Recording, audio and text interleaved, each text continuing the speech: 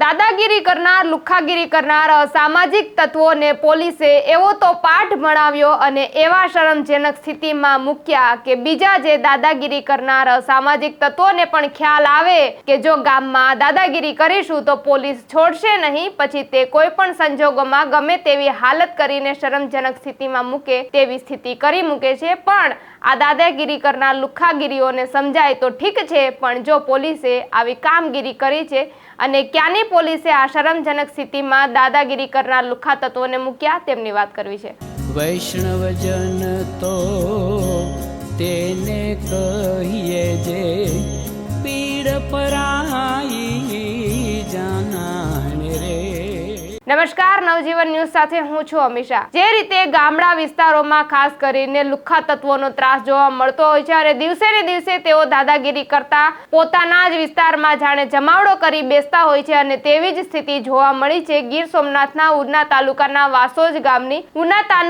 વાસોજ ગામના એક મજૂર છે વાલાભાઈ વશરામભાઈ સોલંકી। તેઓ મજૂરીએ જઈ રહ્યા હોય છે અને ત્યાં રસ્તામાં તે એક શ્રમિક જોડે મુલાકાત કરી રહ્યા હોય છે અને ત્યારબાદ જે સામેવાળો વ્યક્તિ છે મનસુખ વાજા તેમને આ મંજૂર નથી અને તે વાલાભાઈને કહે છે કે તું શા માટે મારા શ્રમિકો જોડે વાતચીત કરે છે અને બંને વચ્ચે ઝપાઝપી થાય છે, મારામારી થાય છે। અને આ મનસુખ છે તે તેમના ભાઈ છે જે રોહિત વાજા અને કમલેશ વાજા તેમને પણ જાણ કરે છે અને આ ત્રણેય ભાઈઓ છે તે સાથે મળીને વાલાભાઈ વશરામભાઈ સોલંકી નામના જે શ્રમિક છે તેમને ઢોરમાર મારે છે, તેમના ગાલ પર ગમે તેમ થપ્પડો મારે છે અને સાથે સાથે લોખંડનો પાઇપ લઈને પણ તેમના પર હુમલો કરે છે અને તેમના વાસાના ભાગે ઈજાઓ પહોંચે છે। એટલી હદે મનસુખભાઈ છે તે વાલાભાઈને ઈજાઓ પહોંચાડે છે કે તેમને 108 મારફતે ઉનાની સિવિલ હોસ્પિટલ ખાતે ખસેડવા પડે છે। જો કે આ ઘટનાની જાણ થતાં જ નવા બંદર મરીન પોલીસ અને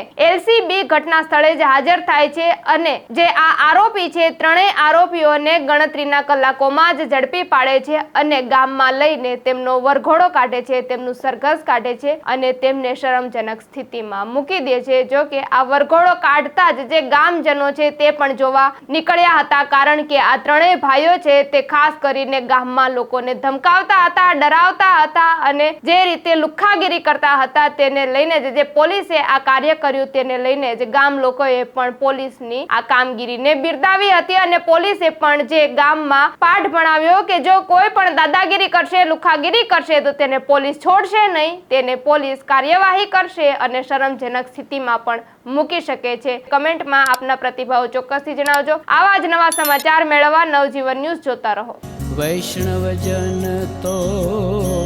તેને કહીએ જે પીડ પરાઈ